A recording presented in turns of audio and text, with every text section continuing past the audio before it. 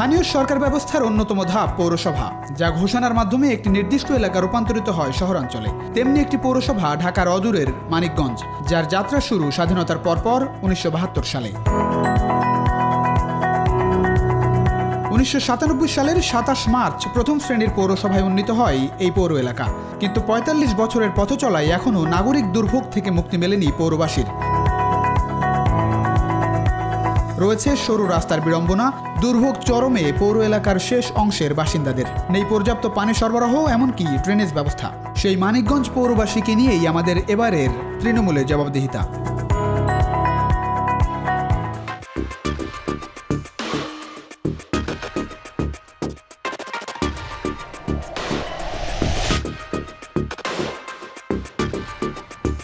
দর্শক, তৃণমূলের জবাবদিহিতা নিয়ে আজ আমরা হাজির হচ্ছি মানিকগঞ্জ পৌরসভা এলাকায়। এই আয়োজনে আমাদের সঙ্গে যুক্ত রয়েছেন বর্তমান নির্বাচিত মেয়র। আমার ডান পাশে বসে আছেন, আমাদের বাম দিকে বসে রয়েছেন এই মানিকগঞ্জ পৌরবাসীর দায়িত্বে থাকা সাবেক মেয়র। একেবারে সর্ববামে রয়েছেন মানিকগঞ্জ নাগরিক কল্যাণ পরিষদের সাধারণ সম্পাদক, এবং সর্বডানে রয়েছেন মানিকগঞ্জ প্রেস ক্লাবের সাধারণ সম্পাদক। আপনাদের সবাইকে স্বাগত জানাচ্ছি তৃণমূলে জবাবদিহিতা অনুষ্ঠানে। আর সামনে বরাবরের মতো উপস্থিত রয়েছেন এই পৌরবাসী, যাদের কাছ থেকে আমরা সরাসরি শুনতে চাই এই পৌরসভায় তারা আসলে কতটা সুযোগ সুবিধার মধ্যে বসবাস করেন, সামনের দিনে কী ধরনের প্রত্যাশা রয়েছে তাদের জনপ্রতিনিধিদের কাছে। আমরা শুরু করতে চাই এই পৌর এলাকা নিয়ে আলোচনা। প্রেস ক্লাবের সাধারণ সম্পাদক, আপনি সাধারণ সম্পাদকের দায়িত্ব পালন করার পাশাপাশি সাংবাদিকতাও করছেন দীর্ঘদিন ধরে। আপনার চোখে পৌরসভা কেমন এখন একটু জানতে চাই। এটা একই রকম আছে। আমরা নাগরিক সুবিধা বিগত দিনেও যেরকম দেখেছি এখনও একই রকম আছে। কোনো পরিবর্তন যেটা চোখে পড়ার মতো যেটা পরিবর্তন, সেরকম পরিবর্তন হয়নি। কিছু কিছু পরিবর্তন যেটা লক্ষণীয় হয়েছে, যেটা হচ্ছে যে আগে যে ময়লা আবর্জনাগুলি থাকতো শহরে আনাচে কানাচে, সেটা এখন বর্তমান মেয়র যিনি দায়িত্বভার করেছেন উনি একটা বিশেষ উদ্যোগে ময়লা আবর্জনাগুলো একটু বিশেষ শহরে একটু পরিষ্কার পরিচ্ছন্নতা একটু লক্ষ্য হয়। কিন্তু আগের যে যানজট, তারপরে ড্রেনেজ সিস্টেম, সোয়ারেজ লাইন, পানির যে কিছুটা সমস্যা একটু সমাধান হয়েছে আর কি। এই সমস্যাগুলি আছেই, কিন্তু নাগরিক সমস্যা যেটা বলে আর কি, সেই সমস্যাগুলি বিগত দিনের মতোই রয়েছে এখনও। ১৯৭২ সালে প্রতিষ্ঠিত এই পৌরসভা, হ্যাঁ, এতদিনে কোন কোন সমস্যাগুলো আছে মনে করেন? সবচেয়ে বড় সমস্যা হচ্ছে যে ১৯৭২ সালে হওয়ার পরে ১৯৯৭ খুব সম্ভবত ৯৭ সনে বুঝে আমাদের পৌরসভাটা প্রথম শ্রেণী পৌরসভায় উন্নতি হয়েছে। কিন্তু যে এই দীর্ঘদিন যাবত একটা মাস্টার প্ল্যান যেটা বলে আর কি, পৌরবাসীর যে সুবিধা যে ডিজাইন করার কথা ছিল মাস্টার প্ল্যান, সেই ডিজাইনটা কিন্তু আদৌ হয়নি, আমরা সেটা পাইনি। বড় সমস্যা হচ্ছে আমাদের নগর জীবনের যাত্রা মান কিন্তু বৃদ্ধি পেয়েছে, আবাসিক ব্যবস্থা বৃদ্ধি পেয়েছে, সের জন্য যে একটা সোয়ারেজ লাইন থাকার কথা ছিল সেটা কিন্তু আজও গড়ে ওঠেনি। এটা বিশাল একটা বড় সমস্যা হয়েছে। ড্রেনেজ সিস্টেম যেটা আছে সেটা আসলে পর্যাপ্ত না। আচ্ছা, আসবো। আপনি তো ৩ বারের নির্বাচিত মেয়র ছিলেন, কতটা করতে পেরেছেন পৌরসভার জন্য? মানিকগঞ্জ পৌরসভা সত্যিকারের কথা, এটা একটা ইউনিয়ন পরিষদের মতনই ছিল, তৃতীয় শ্রেণী পৌরসভা ছিল। এটাকে আমি দায়িত্ব নিয়েছেন কত সাল থেকে? আমি 84 থেকে 84 থেকে 2084 থেকে এই মাঝখানে 2 জন ছিল, 3 জনই ছিল বলা যায়। জি, এখান থেকে 84 সালে 3 জনই ছিল। কতজন 1 বছর থাকছে, কতজন আবার অল্প কিছুদিন থাকার পরে আর থাকতে পারে নাই, কিন্তু ঘুরে ফিরে আমি আসছি। আচ্ছা, আপনি কতটা করতে পেরেছেন মানে ইউনিয়ন পরিষদের? আমি মানিকগঞ্জের পৌরসভা এই বৃহত্তম পৌরসভা, এটা গ্রাম ছিল। এই গ্রামে শুধু হালট ছিল, কোনো রাস্তাঘাট ছিল না। আমি দায়িত্ব নেওয়ার পরে 1 ইঞ্চি পৌরসভায় কোনো পাকা রাস্তা ছিল না। আমি 84 সালের কথা বলছেন?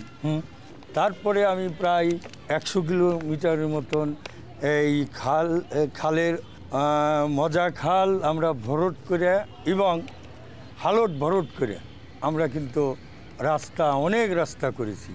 আপনি এখনও যেদিকে তাকাইবেন সব আমারই করা। আপনি সর্বমোট কত বছর দায়িত্ব পালন করেছেন?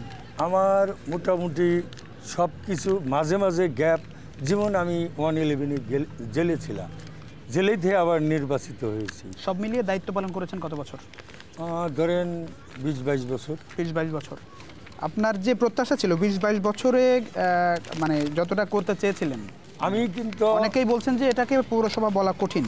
প্রথম শ্রেণীর পৌরসভা হিসেবে অনেক সুযোগ সুবিধা নেই এখন মানিকগঞ্জের পৌরসভা। আপনি রাস্তার কথা বলছিলেন, এখনো কাঁচা রাস্তা বলা হচ্ছে 152 কিলোমিটার। হ্যাঁ, 152 যে পৌরসভায় কাঁচা রাস্তা 152 কিলোমিটার। একটাও রাস্তা কোনো দিন আমরা ওই রাস্তাটাকে আমরা করি নাই, খাল বা হালট বইরাই ওই কাঁচা রাস্তাও তৈরি করেছি। এটা একটা তৃতীয় শ্রেণী পৌরসভা ছিল, কিন্তু এখানে প্রায় কয়েক হাজার মার্কেট করে দোকান করে পৌরসভার আয় বৃদ্ধি করে এটাকে ওই প্রথম শ্রেণী পৌরসভায় নিচ্ছি। তারপরে আমরা সেখানে দেশি বিদেশে অনেক ফান্ডে নিয়ে এখানে পৌরসভা প্রথম শ্রেণী করেছি। এবং এত কিলোমিটার রাস্তা যে আমরা করেছি, এই যে কার্পেটিং, এটা কিন্তু অন্য অন্য পৌরসভা, এই সাভার এত বড় পৌরসভা দেখবেন ওখানেও নাই।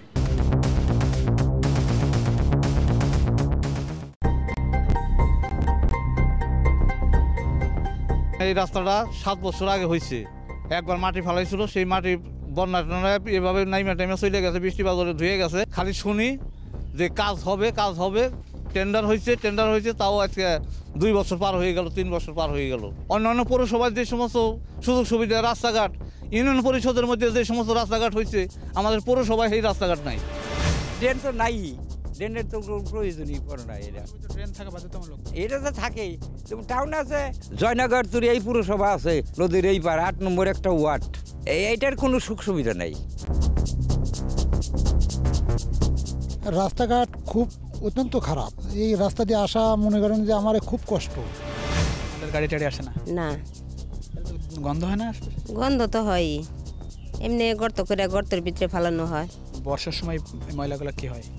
বর্ষার সময় পানি আসলে বাইসা যায়, পানির সাথে চলে যায়। ভোটের সময় কি বলে আর ভোটের পরে কি হয়? ভোটের সময় বলে ভাই ভোট দেন, আমি আসি এই এলাকায় সব উন্নয়নের কাজ করুম, সবই করুম। তারপরে এই যে এখন তো দেখি না, অনেক ভোট হয়ে গেল, কতদিন হয়, এখন তো দেখতেছি না, এলাকায় দেখি না।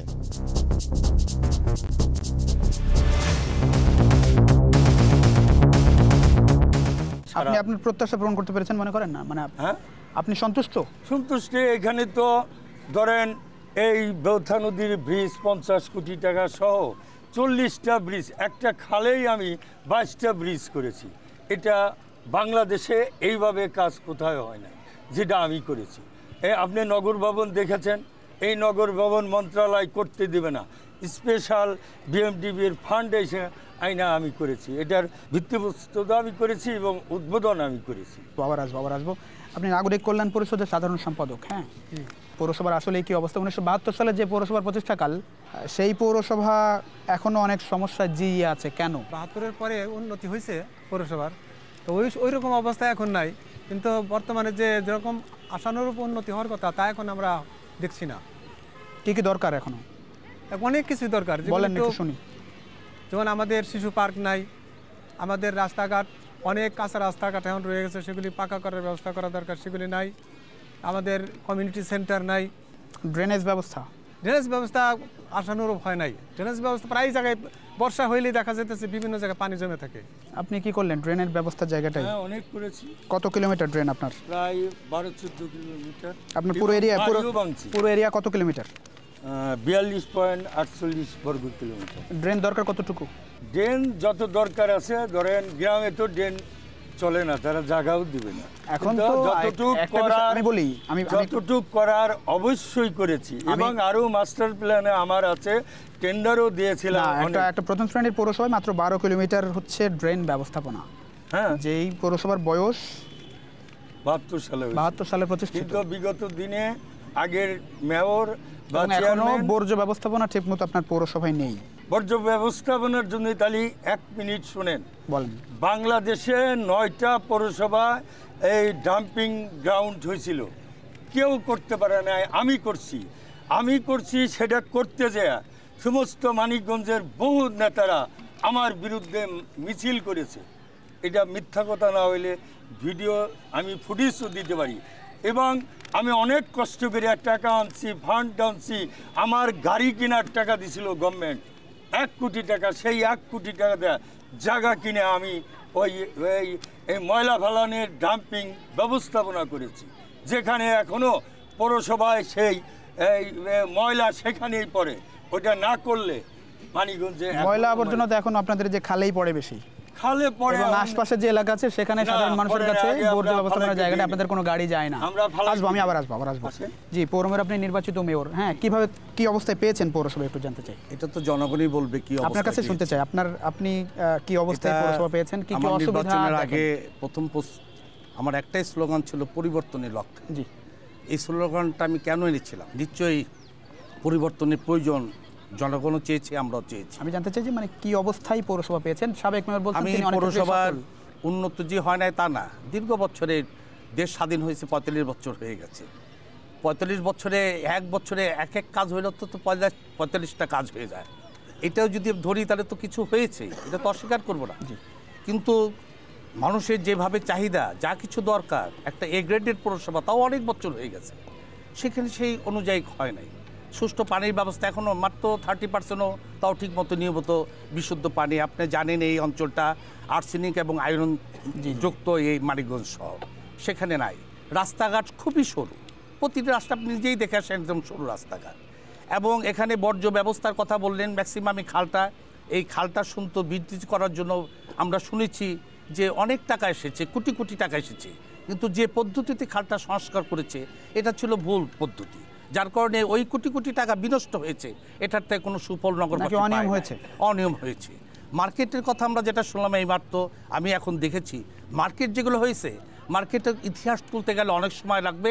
শুধু এইটুকু বলবে যে মার্কেট এখনও মার্কেটে বাস স্ট্যান্ডে আছে, মানুষের লক্ষ কোটি কোটি টাকা সেখান থেকে নেওয়া হয়েছে, কিন্তু সেটা এখনও পৌরসভার নামে না করেই নেওয়া হয়েছে। এই যে অনিয়মগুলো, এখানে মানিকগঞ্জে একটা বাস স্ট্যান্ড সকলেই জানে, এখানে তারা 4তলা বিল্ডিং হচ্ছে, যেটা 2 তলার পর্যন্ত পারমিশন আছে, সেখানে মানুষ আতঙ্কগ্রস্ত, কখন রানা প্লাজার মতো অবস্থা সৃষ্টি হবে। আমি আসার পরে এগুলো আমরা দেখছি, আমি বাস স্ট্যান্ডে গিয়েছি, এইগুলির দুরবস্থা, যে কোনো সময় একটা দুর্ঘটনা ঘটতে পারে। আমি প্রথম কথা বলতে চাই, কাজ আছে, কাজ হবে, সেটা কোনো বড় কথা না। আমার প্রথম একটা দুঃখ, সেটা আপনার সামনে সুযোগ পেয়েছে বলতে চাই। আমি মেয়র হয়েছি, জনগণ আমাকে মেয়র বানিয়েছে, এবং পুরাতন মেয়রের কাছ থেকে মনে কিছু শিক্ষার আছে, জানার আছে। আমি যেদিন চাষটা বুঝে নিব, নিয়ম তো কি, নিয়ম পুরনো মেয়র আমাকে চাষটা বুঝিয়ে দেবে, কিন্তু দুঃখজনক হলো সত্য, সে আমাকে চাষটা বুঝিয়ে দেন নাই। আমি যেদিন গেলাম সেদিন আমি খালি পেয়েছি, ওনার জন্য অপেক্ষা করেছি, উনি নাই, আমাকে কর্মকর্তাদের কাছ থেকে, কর্মচারীদের কাছ থেকে আমাকে চাষটা বুঝিয়ে নিয়েছে। একটু জানতে চাই, এটা যদি বলতে হয় তাহলে কর্মচারীগুলো নিয়েই বসতে হয়। আমি এই কথাটাই বলতে চাই, ওনাকে দেওয়ার জন্য ঘন্টার পর ঘন্টা আমি বসেছিলাম সেদিনকে এই পৌরসভায়। যদি প্রমাণ না দিতে পারি, কাকে কাকে নিয়ে বসে আসছিলাম। আপনি কখন বসেছিলেন আর উনি কখন গেলেন? আমার ডেট দিছিল যে 11টার মধ্যে আমি আসব। আমি 2.5 ঘন্টা বসে থেকে তারপর চলে আসছি।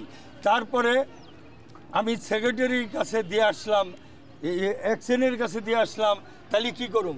কই না, উনি বলে দিছে চার্জটা, ওই কাগজটা আমাদের কাছে দিবে, গেছে আপনার কাছ থেকে নিব না। উনি বলছেন যে আপনি মিথ্যে কথা, আপনি সময় মতো মিথ্যা কথা যদি হয়, মিথ্যে কথা, কথা না, মিথ্যা কথা আমি এইভাবে বলতে চাই, দেখেন নিয়মের বাইরে তো কেউ চলতে পারবে না। তাহলে সচিব, আপনার সচিব, এটা বলার সচিব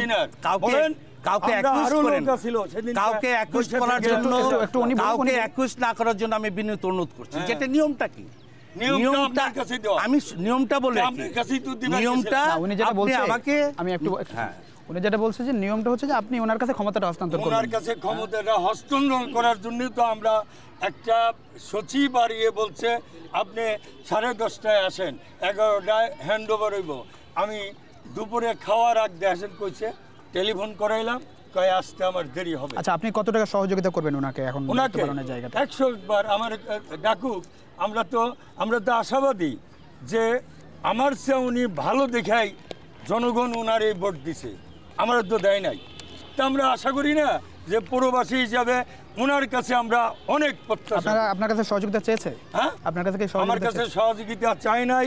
আমি আরও বলতে পারি, আমি বরঞ্চ আমার এক্সেন্টরা বলেছি, যদি আমার সহযোগিতা লাগে, সচিবরা সব আমার পরিচিত, আমি বাংলাদেশের মেয়রদের প্রতিষ্ঠাতা সভাপতি, আমার একটা ফেসবুকও আছে, আমি কিছু আমার সাথে সহযোগিতা করবে, এখন আমি টাকা আনার ব্যবস্থা করে দিই।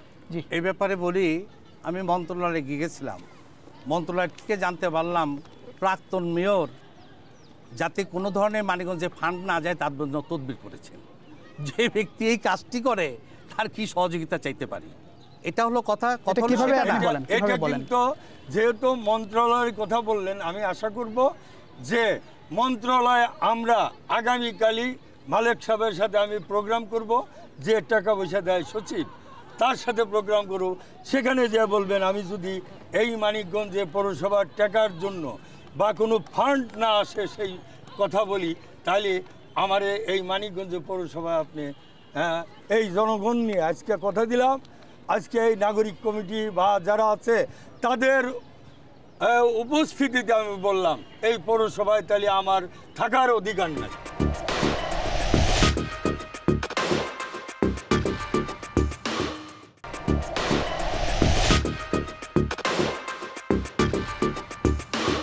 এই জনগণ নিয়ে আজকে কথা দিলাম এই পৌরসভায় তাহলে আমার থাকার অধিকার নাই। আচ্ছা, আমি একটু বলি, সেটা হচ্ছে যে পৌরসভার উন্নয়নটা আসলে সবার জন্য। আপনিও পৌরসভায় বাস করেন, আপনিও পৌরসভায় বাস করেন, মানে আপনাদের দুজনের সমন্বয়টা আসলে খুব দরকার।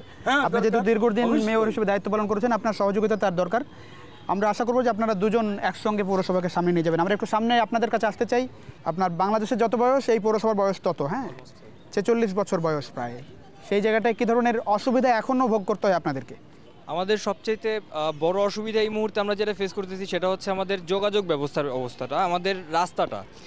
আমি সাবেক মেয়রের প্রতি শ্রদ্ধা এবং সম্মান রেখে বলতে চাচ্ছি, আপনি একটু আগে বললেন যে এখানে সব কাঁচা রাস্তা ছিল এবং আপনি 84 সাল থেকে এখানকার দায়িত্বে ছিলেন বা একটা মাস্টার প্ল্যান ছিল।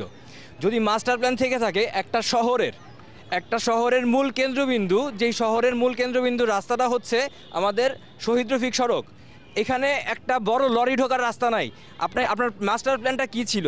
মাস্টার প্ল্যানটা অনুযায়ী যদি আমাদেরই হতো, আজকে আমরা এরকম ভাবতে হচ্ছে যে পুরান ঢাকায় যেমন ওল্ড টাউন, ওল্ড ঢাকা, নতুন ঢাকা হয়েছে, 50 বছর পর হয়তো আমাদের পরবর্তী জেনারেশন এসে বলবে ওল্ড মানিকগঞ্জ, নিউ মানিকগঞ্জের আর কি নতুন এই শহর একটা সরাই দিতে হবে, এরকম একটা ব্যাপার স্যাপার হয়েছে।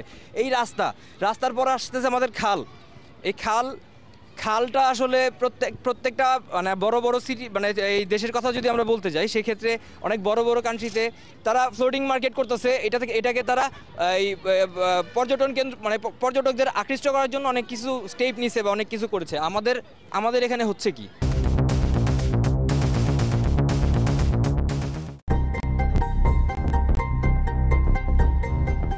পানি যাইতে পারে?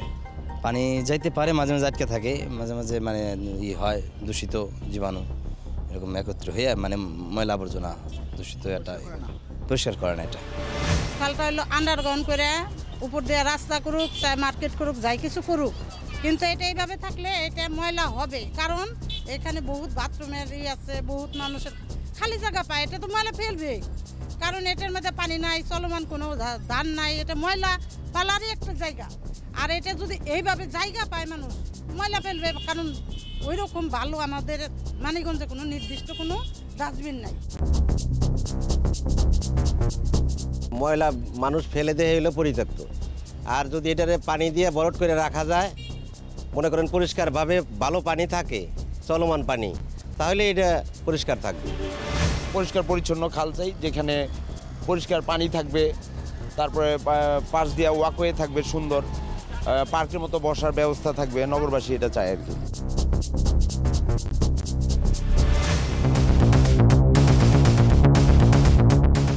আমাদের এখানে এই খালটাকে কিভাবে দেখতে চান আপনারা? আমরা খালটাকে অবশ্যই পরিষ্কার দেখতে চাই। আমরা এই খালের মধ্যে কোনো ডাম্পিং চাই না।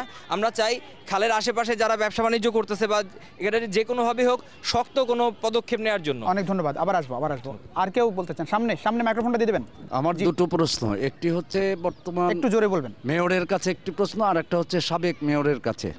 মেয়র মহোদয় সাবেক, তিনি বলেছেন যে তিনি সহযোগিতা করবেন, কিন্তু আমার কাছে যে ইনফরমেশন, আমাদের বর্তমান মেয়র যে সংবাদ সম্মেলন করে জনগণের কাছে যে বক্তব্য উপস্থাপন করেছেন, সেইখানে কয়েকটি বড় বড় অনিয়মের কথা বলেছেন।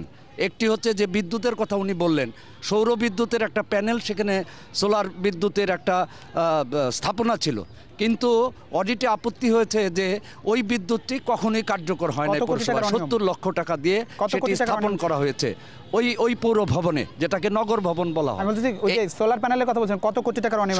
70 লক্ষ টাকা সেটা দিয়ে স্থাপন করা হয়েছে, সেটা অনাদায়ী রয়েছে, সেটা ইনঅ্যাক্টিভ রয়েছে, অডিট রিপোর্টে সেটা ধরা পড়েছে। এটি একটি কারণ, ডোনার যারা টাকা দিবে তারা তো এইগুলো দেখে।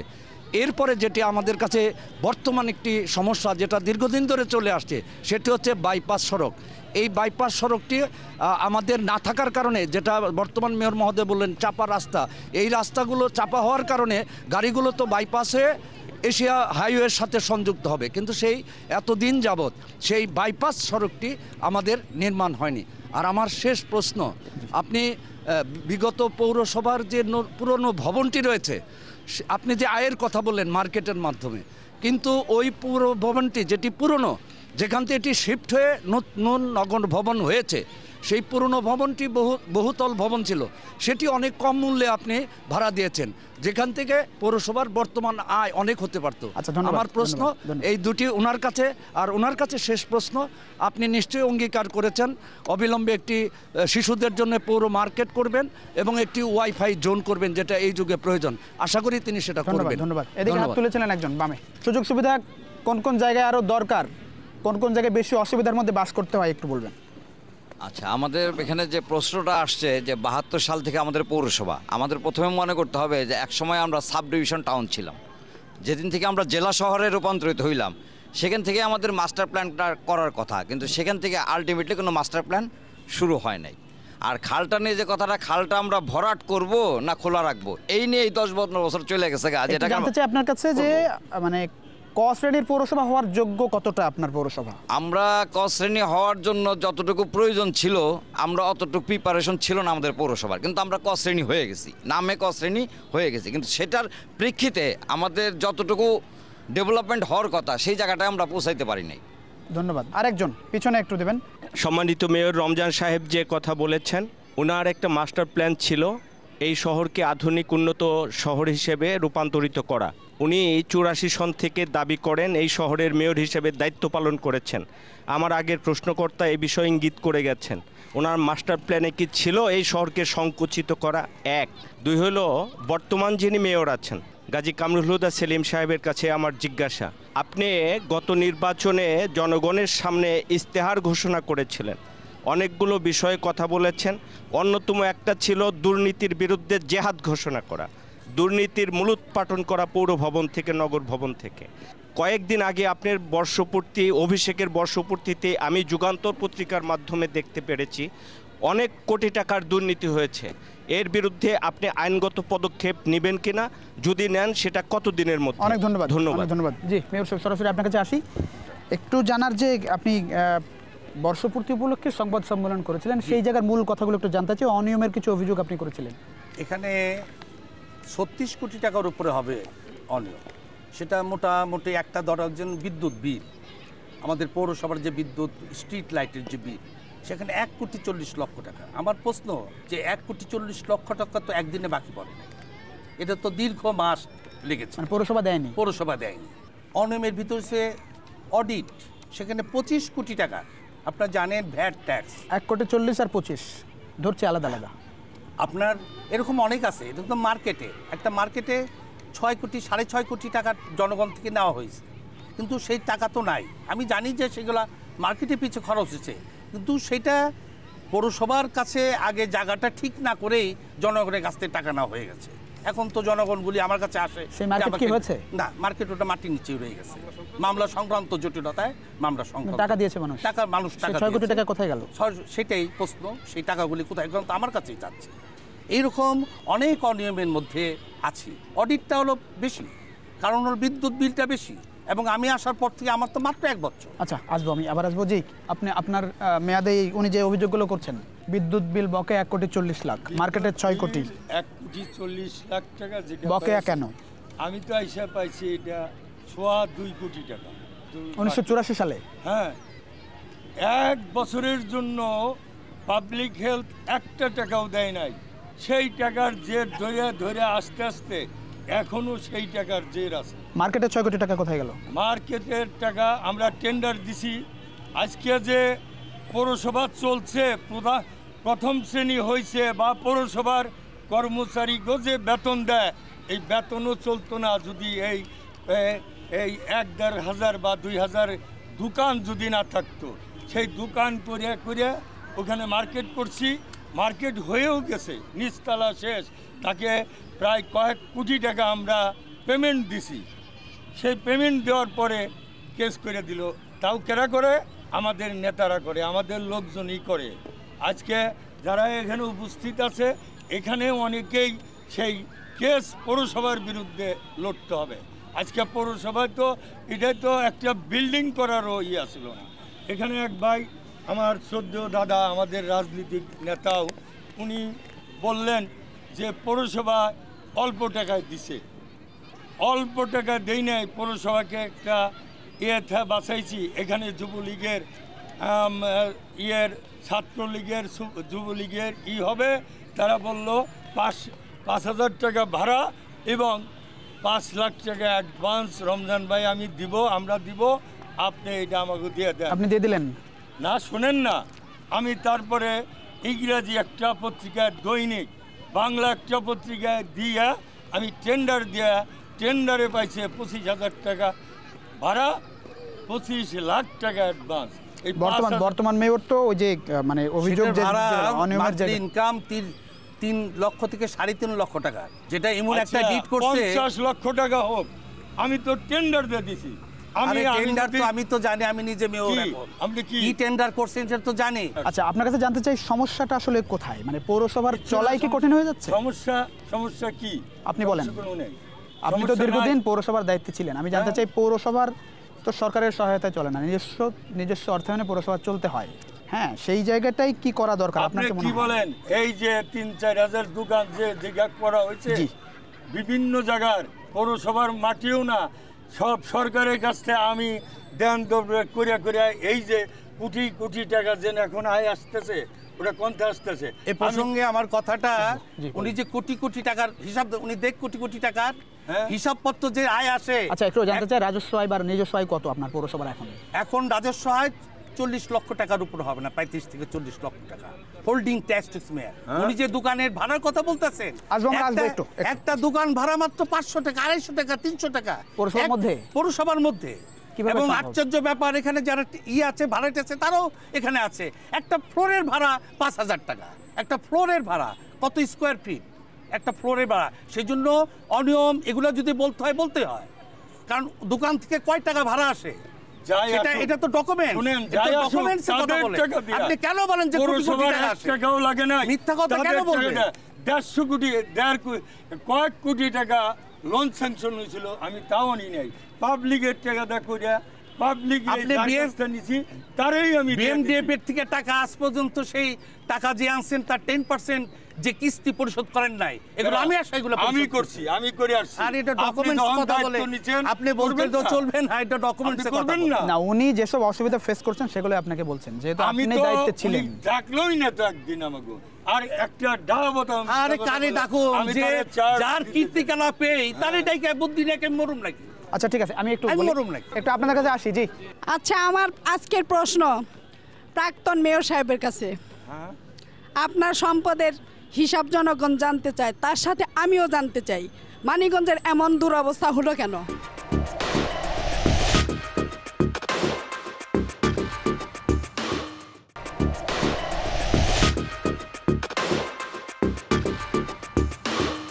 আচ্ছা, আমার আজকের প্রশ্ন প্রাক্তন মেয়র সাহেবের কাছে। আপনার সম্পদের হিসাব জনগণ জানতে চায়, তার সাথে আমিও জানতে চাই, মানিকগঞ্জের এমন দুরবস্থা হলো কেন পৌরসভার? আমার বাসার সামনে দিয়ে কোনো লাইনেই ছিল না, ঢাকনা ছিল না, রাস্তায় দুর্গন্ধ, বের হতে পারতাম না, পানি পেতাম না। এর উত্তর চাই, আপনি এই টাকা কোথায় কি করছেন? আপনার সম্পদের হিসাব চাই আমরা। আচ্ছা, ধন্যবাদ। ঠিক আছে, জি বলেন। অনেক ধন্যবাদ আপনাকে। আপনি আমার সম্পদের হিসাব চেয়েছেন। আপনারা জানেন আমি এশিয়ার অন্যতম শিক্ষা অনুরাগী। আমার সম্পত্তি সব, এখন যদি কোনো লোক কইতে পারে ব্যাংক ব্যালেন্স আছে, আমার যদি বলতে পারে যে এই এত টাকা ওই জায়গায় আছে, আমার না, শুধু আমার বাবার, আমার দাদার সম্পত্তি, আমার ব্যক্তিগত যা আমার কেনা ছিল ব্যবসায় থেকে সমস্ত কিছুই আমি মাদার ফাউন্ডেশনে, বৃদ্ধাশ্রমে, অন্ধ আশ্রমে, প্রতিবন্ধী আশ্রমে, স্কুল, কলেজ, হাসপাতালে সব আমি দান করে দিয়েছি। যার আমার রিটার্ন, আমার যা সম্পদের হিসাব ওই যে নির্বাচনের সময় জমা দিছি, কয়েকদিন আগেই দিছি। আপনি ওইখানটা জানিয়ে নিয়েন। ধন্যবাদ ধন্যবাদ ধন্যবাদ। আচ্ছা, আমি একটু একটা বিষয় জানতে চাই। আপনাদের এখানে তো গ্যাসের অনেক বেশি সমস্যা আছে, হ্যাঁ? জি। কী ধরনের সমস্যা ফেস করতে হয় গ্যাস সমস্যার জায়গাটায়? একটু হাত তুলবেন, আমি একটু মাইক্রোফোনটা পৌঁছে দিতে চাই। গ্যাস আমাদের মানিকগঞ্জবাসী যে দীর্ঘদিন যাবৎ গ্যাসের এই দুরবস্থা, আমরা যথেষ্ট অনেকবার বলেছি, অনেক আন্দোলন হয়েছে মানিকগঞ্জ এই গ্যাস নিয়ে, কিন্তু সেই গ্যাসের সমস্যার এখনও সমাধান হয় নাই। সাবেক মেয়রও গ্যাসের আন্দোলন করেছে, বর্তমান মেয়রও গ্যাসের আন্দোলন করেছে। দুইজনের কাছেই আমাদের প্রশ্ন যে এই গ্যাস নিয়ে আমরা নতুন করে কি চেষ্টা করছি এবং কত দূর আগাচ্ছি আমাদের এই হাতে হাতে একটু দিন। এই প্রাক্তন মেয়র এবং বর্তমান মেয়র, জি, এই দুইজন মেয়রের কাছে প্রশ্ন করব, আমরা কার কি কীর্তিকলাপ আর কে কি করেছি, কে কি বলে এসেছি, এই জিনিসগুলো আমরা দেখতে চাই না। আপনার মাধ্যমে একটা কথা বললেন গ্যাসের কথা, এটা আমার প্রাণের দাবি। জি জি বলেন। গ্যাস নিয়ে আমরা আন্দোলন করেছি, গ্যাস নিয়ে জেল খেটেছি, গ্যাস নিয়ে মার খেয়েছি, পুলিশের টিয়ার গ্যাস, গুলি এগুলো খাইছি। খাওয়ার পরও আজকে গ্যাস নাই। কেন নাই সেই কথাটা আপনি জিজ্ঞেস করছিলেন যে কি কারণে নাই। এই কারণে নবীনগর থেকে মানিকগঞ্জ পর্যন্ত গ্যাস আস্তে আস্তে রাস্তার দুই পাশে অনেক ইন্ডাস্ট্রি সবাই খায় ফেলায়, সিএনজি স্টেশন খায় ফেলায়, আমরা ভাই হাওয়া।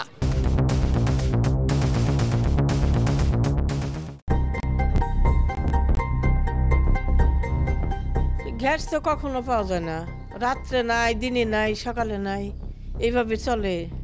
বিল দেন? গ্যাসের বিল দেয়, গ্যাসের বিল তো 1 মাসে বাদ নাই। দীর্ঘ প্রায় 2 বছর যাবৎ গ্যাস দেওয়া হয় না। এই মানিকগঞ্জের মানুষ এই গ্যাসের জন্য খুবই সাফার করতেছে। কোনো গ্যাস নাই কিন্তু বিল আমরা দিচ্ছি প্রত্যেক মাসে, এটা অন্যায়। সিলিন্ডার ব্যবহার করতে হয়, তাছাড়া মাটির চুলা আমাদের আছে।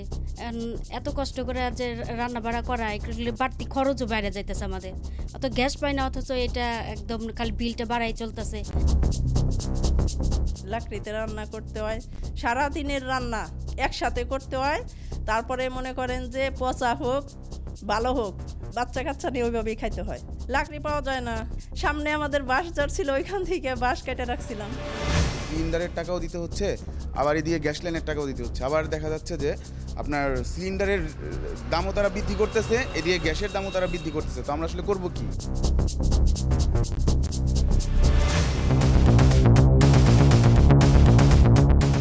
রাত্রে গ্যাসের চাবি খুললে পাই হাওয়া। আমরা জনগণ, আমরা পৌরপিতা যে হবেন, যে নির্বাচিত পৌরপিতা থাকবেন, তার কাছে আমাদের দাবি থাকবে। অতীতে আমরা কি করেছি ওগুলো আমরা দেখতে যাব না। আমাদের পৌরপিতার কাছে একটাই দাবি, জনগণের যে সমস্যাগুলো সেগুলো সমাধান করেন। অনেক ধন্যবাদ, অনেক ধন্যবাদ। গ্যাসের বিষয়টা আসলে কি অবস্থায় আছে একটু জানতে চাই সরাসরি, যে এই গ্যাস নতুনভাবে আসার, মানে নতুনভাবে বলছি এই কারণে দীর্ঘদিন ধরে এই সমস্যা, এটা দীর্ঘদিন সমস্যা। আমি জানতে চাই যে কবে নাগাদ সমাধান হতে পারে, কোনো সমাধান আপনার কাছে আছে কিনা? আমার কাছে কোনো তথ্য জানা নাই। যতটুকু আমরা জানি যেটা নতুন লাইন না আনা পর্যন্ত এই গ্যাসের সমস্যাটা সমাধান নাই। আচ্ছা, এই ব্যাপারে জি, আপনার কথা একটু শুনি। জি, আমি একটু জানতে চাই যে গ্যাসের বর্তমান অবস্থাটা কি আপনার কাছে? অবস্থা খুবই লাজুক। আমরা কিন্তু গ্যাস আসছে না কেন আপনার কি মনে হয়?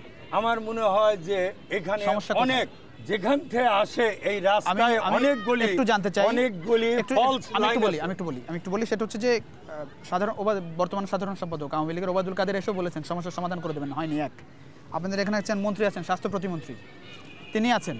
মানে জনপ্রতিনিধিত্বে একটা বড় ভূমিকা থাকা উচিত। সেই জায়গাতেই সাধারণ মানুষ খুবই বিরক্ত আসলে, মানে কেন এই সমস্যার সমাধান হচ্ছে কেন? আমরা যে আন্দোলন করলাম, সেই আন্দোলনের পরে প্রধানমন্ত্রী পত্রিকায় দেখলো যে আমরা অনেক হাজার হাজার মানুষ এটারে আন্দোলন করতেছি। পরে যে চেয়ারম্যান ছিল তারে বাদ দিয়ে দিল যে তুমি এটা দেখো না, আমরা নির্বাচনে যে ভোট চাবো না। জি, অতএব তারে বাদ দিয়ে মানিকগঞ্জের একজনরে দিল। সে দেওয়ার পরে আমরা গ্যাস অনেকটা পেয়েছি, এই জনগণও জানে অনেকটা পরিবর্তন হয়েছিল।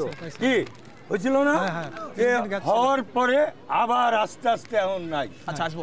একটু জানতে চাই যে প্রতি মাসে বিল দিতে হচ্ছে গ্যাসের, আমাদের বর্তমানে বিল জানতে হচ্ছে। এবং আমি যতটুকু জানি যে মানিকগঞ্জবাসী 16 কোটি টাকা বিল দেয় প্রতি মাসে, সেই জায়গাটাই কেমন লাগে যে গ্যাস পাচ্ছেন না অথচ বিল দিচ্ছেন? খুবই খারাপ লাগে। গ্যাস নাই, আর এই যে কাল থেকে বৃদ্ধি, 3 মাস পর থেকে আবার বৃদ্ধি, এবং আমাদের জন্য এটা খুবই একটা মরার উপরে খারাপ রাখা হয়ে গেছে। গ্যাস দেয় না, গ্যাস পাই না অথচ বিল দিতে হচ্ছে। জি, আপনার কাছে একটু শুনতে চাই।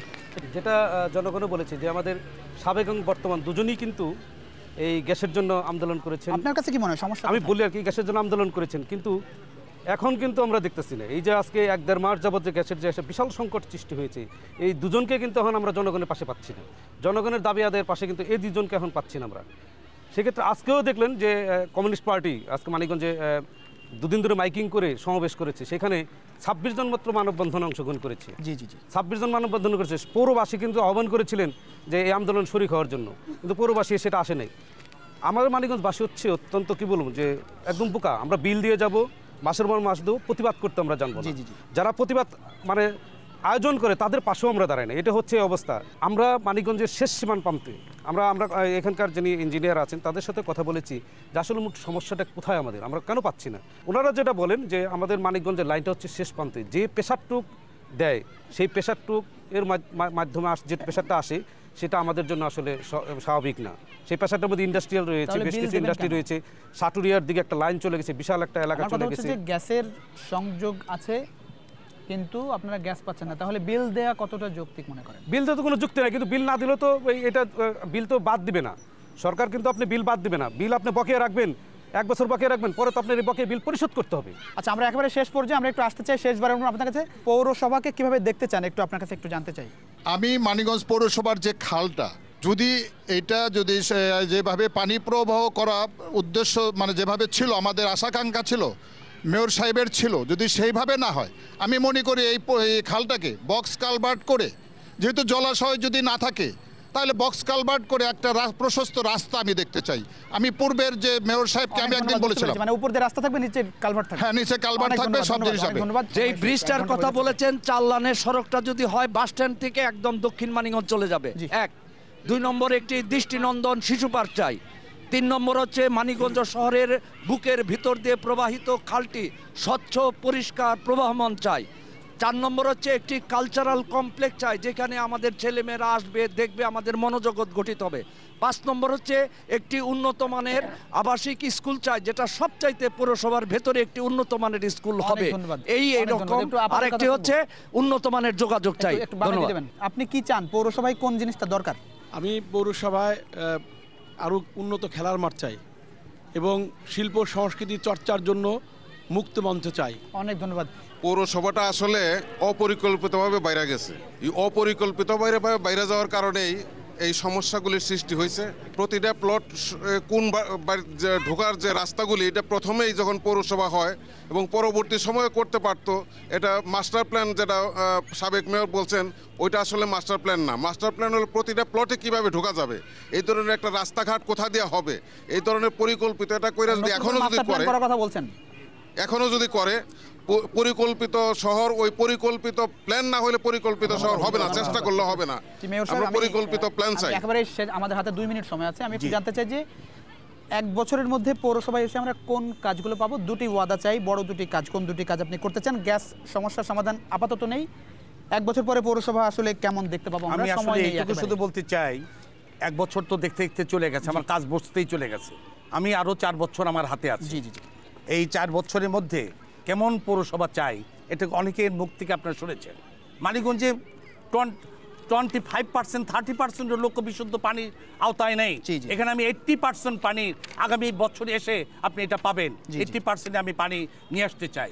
আর কেমন রাতের বেলা বিদ্যুৎ থাকে না আপনাদের পৌরসভায়? এখন এটা রাতের বেলা রোড লাইটের ব্যবস্থাপনা খুব বেশি ভালো না। শতভাগ রোড লাইটের ব্যবস্থা আছে। আপনি আসছে রাত্রেই, একটু পৌরসভা অনুরোধ করব, আপনি একটু ঘুরে দেখবেন।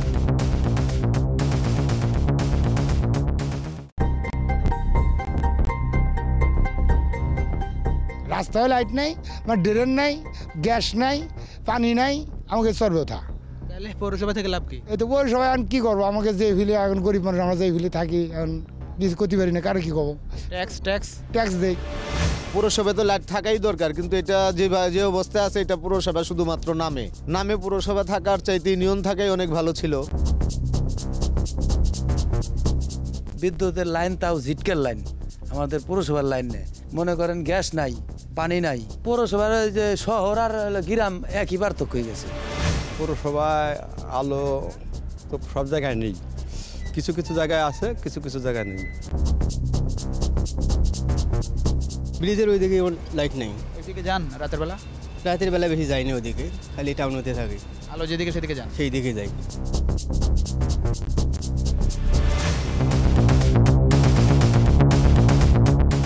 এখন রোড লাইটের যতটুকু আমার পাশে নেই, হ্যাঁ আশেপাশে নেই, আশেপাশে যতটুকু আমার লাইন আছে পৌরসভার লাইন আছে, সব জায়গাতে পৌরসভার লাইন নাই। লাইন থাকা যেখানে অবস্থায়ও নেই। পৌরসভার লাইন আছে সেখানে 100% বলতে কিছু নাই, কিন্তু 80% আপনার স্ট্রিট লাইট আছে। 1 বছর পরে এসে নতুন করে পৌরসভায় কি দেখবো একটু জানান। 1 বছর এসে বিশুদ্ধ পানি আপনি পাবেন, আপনি মুক্ত মঞ্চ পাবেন। মানিকগঞ্জে অলরেডি স্টার্ট করে দিয়েছি 4 লেনের কাজটাও, যদি এটা হওয়ার সম্ভাবনা আছে হয়ে যাবে, অলরেডি স্টার্ট করেছি। শিশু পার্কটা আপনি দেখবেন, এবং খালেরও একটা অলরেডি মাস্টার প্ল্যান আপনি 1 বছরের মধ্যে পাবেন। অনেক ধন্যবাদ। যেটা মাস্টার প্ল্যান, যেটা একটা বিশাল বড় ব্যাপার। অনেক ধন্যবাদ দিতে অলরেডি আচ্ছা হলো এই যে পানি, অর্থাৎ ট্রিটমেন্ট প্ল্যান, এটা টাকা আইনে টেন্ডার দেওয়া কাজ আমি অর্ধেক উঠাই আসছি, এটা উনি এখন সমাপ্তি করবে, এই দায়িত্ব। আর ওইটা যেটা 4 লাইন আমি করছি, টেন্ডার দেওয়া কাজ করে অনেক উপরে আনছে। হ্যাঁ, জনগণ জানে। আপনি তখন নির্বাচনই আসে নাই, যখন নির্বাচনই আসে নাই, জনগণ যায় নেই তো। এই ছিল আজকের মতো তৃণমূলের জবাবদিহিতে একেবারে আপনাদের অনুষ্ঠান, সাধারণ মানুষের অনুষ্ঠান। আমরা যে কোনো দিন আসতে চাই আপনাদের এলাকায়, আপনাদের সমস্যার সম্ভাবনা জানান আমাদেরকে নিয়ে স্ক্রিনে ওঠা ইমেইলে জবাবদিহিতা@gmail.com। আর সম্প্রচারের পর এই পর্ব দেখতে চোখ রাখুন ফেসবুক এবং ইউটিউব পাতায়। দেখা হবে আবার অন্য কোনো তৃণমূল জনপদে। সে পর্যন্ত নিশ্চয়ই সবাই ভালো থাকবেন, সুস্থ থাকবেন।